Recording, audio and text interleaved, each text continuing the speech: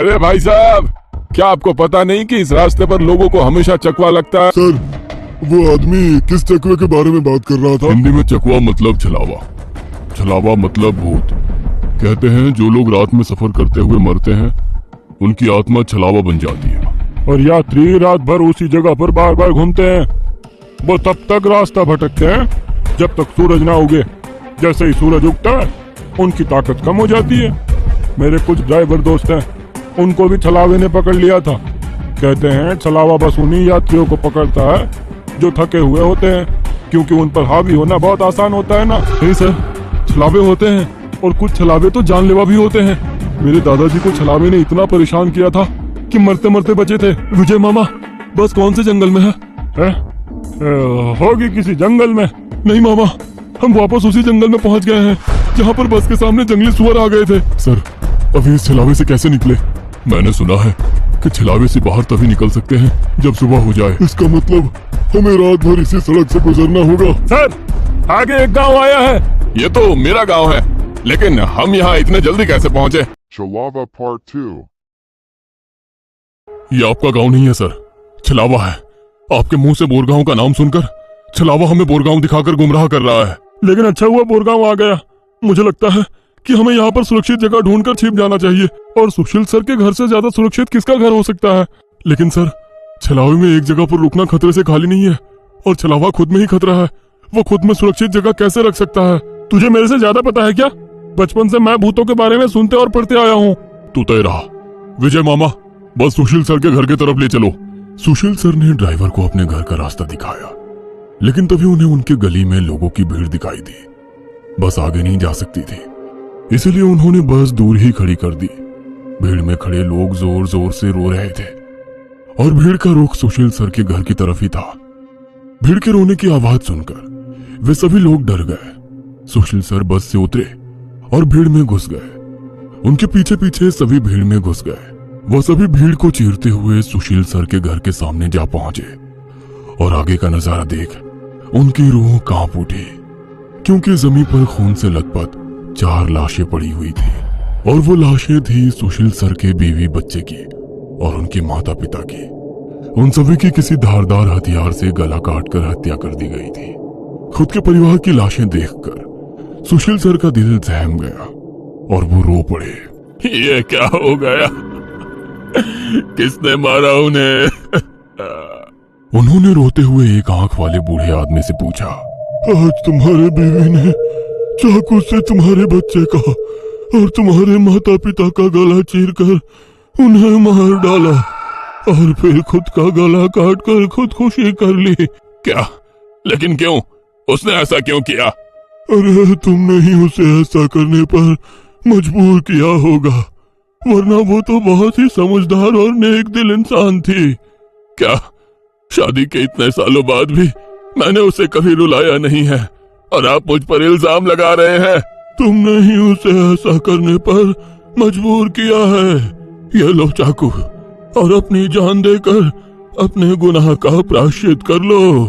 वैसे भी तुम अकेले इस दुनिया में जीकर क्या करोगे? खुद की जान दे दो, वरना उनकी आत्मा को कभी शांति नहीं मिलेगी। न जाने सुशील सर को क्या हुआ, वो उस आदमी की बातों में आ गए। ऐसा लग रहा था कि वो उसकी बातों से वश में आ गए थे।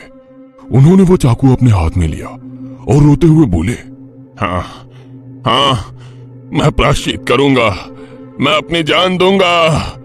वैसे पास खड़े ड्राइवर ने उन्हें रोका। अरे सर, ये आप क्या कर रहे हो? ये सब छलावा है, आपका परिवार नहीं है। आपका परिवार घर पर सुरक्षित है। तभी एक आंख वाला आदमी बोला, तूने अगर एक लफ्ज भी आगे कहा तो तुम्हें पकड़कर गांव के बीचों बीच सूली पे चढ़वा देंगे। ये सुनकर ड्राइवर डर गया और चुप बैठ गया। सुशील सर ने जमीन पर बैठकर चाकू की धार अपने गले पर रखी।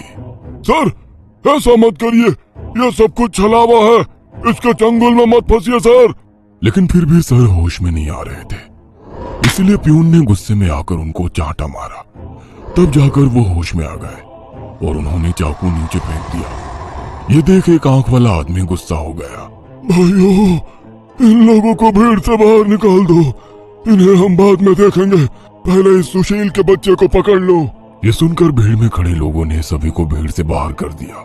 श्रीकांत, विकास सर, प्यून और ड्राइवर भीड़ के अंदर घुसने की कोशिश कर रहे थे, लेकिन अंदर घुस नहीं पा रहे थे। सुशील सर के हाथ पैर बांधकर उन्हें जमीन पर बिठाया गया।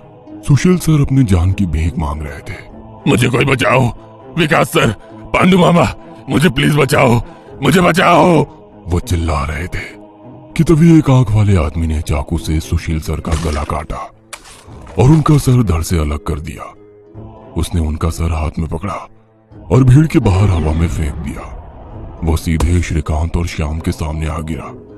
वो दोनों चीखे। तब एक आंख वाला आदमी बोला, भाइयों, इन शहरी लोगों ने सुशील को बचाने की जरूरत की है, उन्हें भी पकड़कर उनका गला काट दो। वैसे भीड़ में खड़े लोग इन सब लोगों की तरफ मुड़े। वो गुस्से से इनकी तरफ देख रहे थे। तभी उन्हें बस के हॉर्न की आवाज आई। जल्दी से भागो, जल्दी करो। कुछ ही दूर बस में बैठे ड्राइवर मामा चिल्लाए। उनकी आवाज सुनते ही श्याम, श्रीकांत, विकास सर और प्यून बस की तरफ भागे।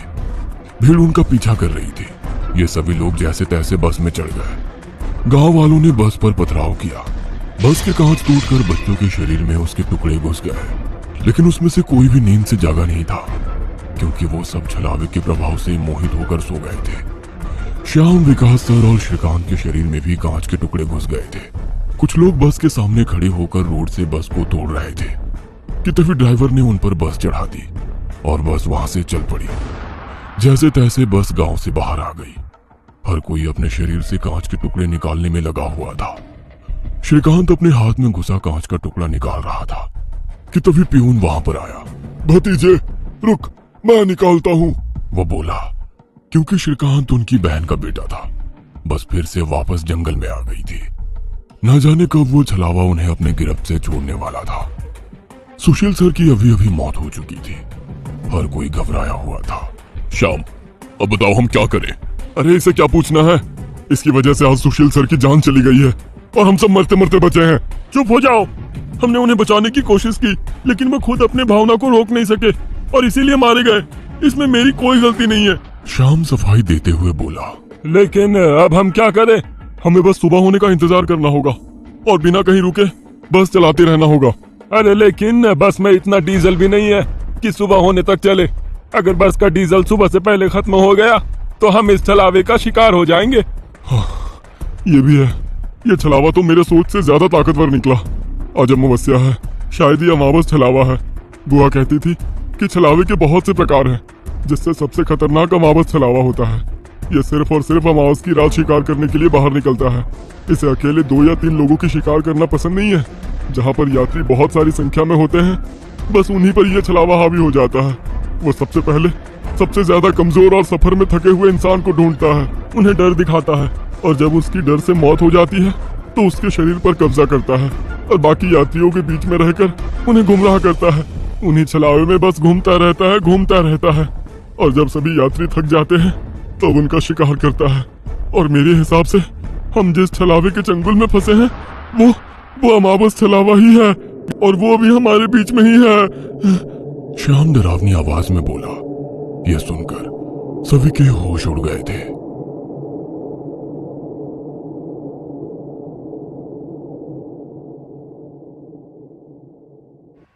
कैसी लगी आपको ये कहानी? प्लीज़ इस चैनल को सब्सक्राइब करें, लाइक करें और वीडियो को ज़्यादा से ज़्यादा शेयर करें। हर हर महादेव।